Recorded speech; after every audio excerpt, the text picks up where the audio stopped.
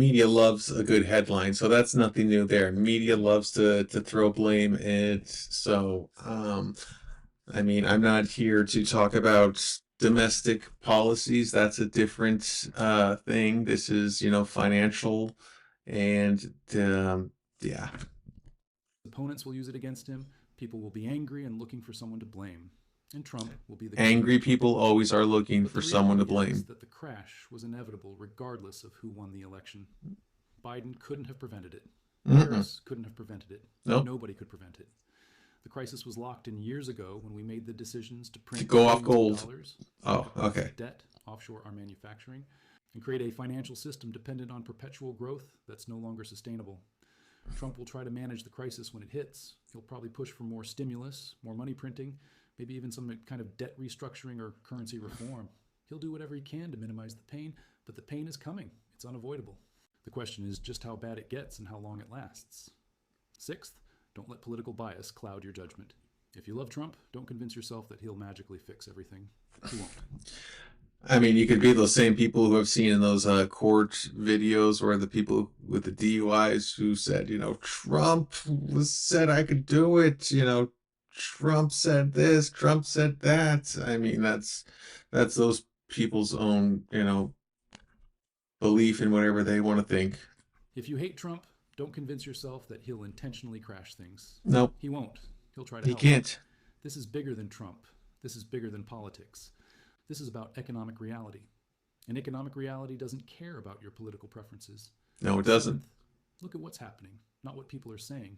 Politicians will tell you everything is fine. The Federal Reserve. Politicians will tell you whatever you want to hear, so you don't look at them and don't say, hey, maybe someone else can do this better. The last thing they ever want is for you to look at them.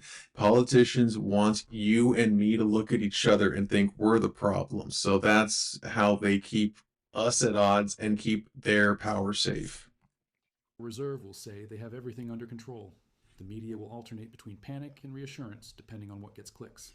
Well, yeah, I mean, it's all about the Look at the clicks. actual data. It's all Look at the debt advertising. numbers. Look at the inflation numbers. Look at what other countries are doing with their dollar reserves. Look at commercial real estate prices. Look at bank balance sheets. The data tells the real story. Mm-hmm. And the story is that we're Men lie, women lie, numbers don't. heading for a major crisis that no amount of political spin can prevent. Eighth, understand that the crash will create opportunities. This isn't just doom and gloom. Yes, there will be pain. Yes, people will Better lose make, money. better get that money ready. Policies also create chances for those who are prepared.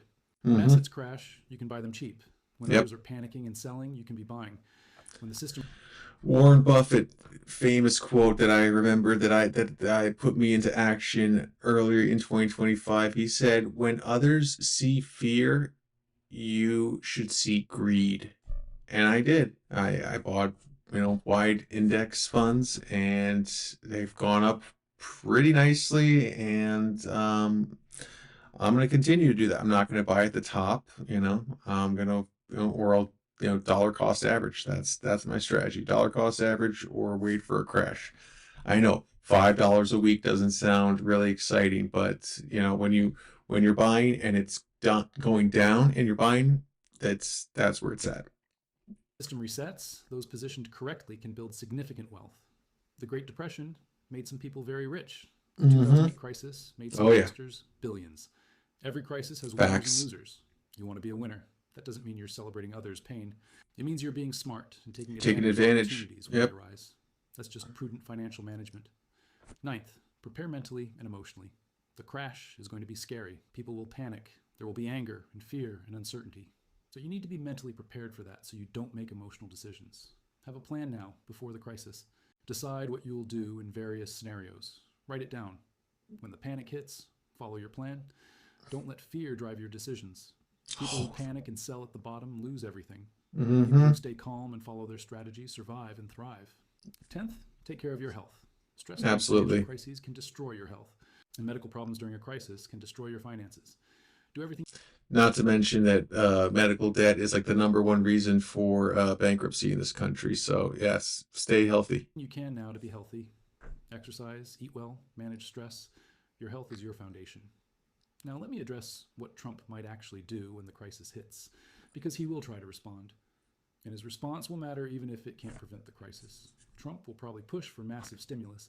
He'll want to put money in people's pockets to ease the pain. He did this during COVID with the stimulus checks. He'll probably do it again during the next crisis. This will feel good in the short term. People will get checks. They'll be able to pay bills. But it will make inflation worse in the long term. Yep. More money printing means More money currency printing, devaluation. more He'll jet. probably try to pressure the Federal Reserve to keep rates low.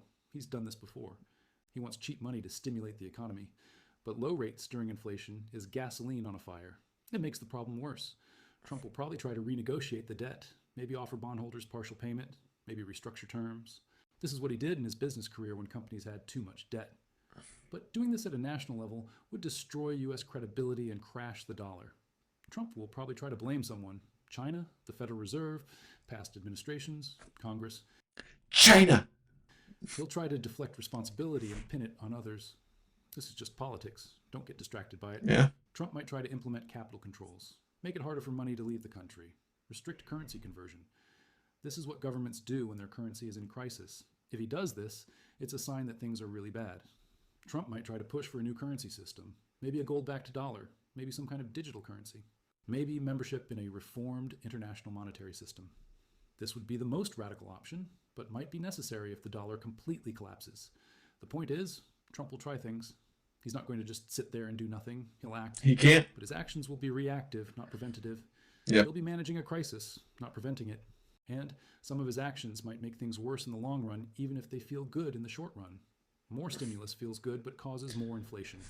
Keeping rates People low love feels to good, act but on leads to bigger short-term problems. Currency thinking. controls feel protective, but destroy confidence. This is why you can't count on the government to save you. Even well-intentioned actions can have terrible consequences when you're dealing with problems this large. So here's the bottom line. Trump cannot stop the 2026 crash. No president can. The crash is the result of 50 years of accumulated bad decisions, mathematical inevitabilities, and structural problems that are beyond any individual's power to fix. The debt is too large, the demographics are locked in,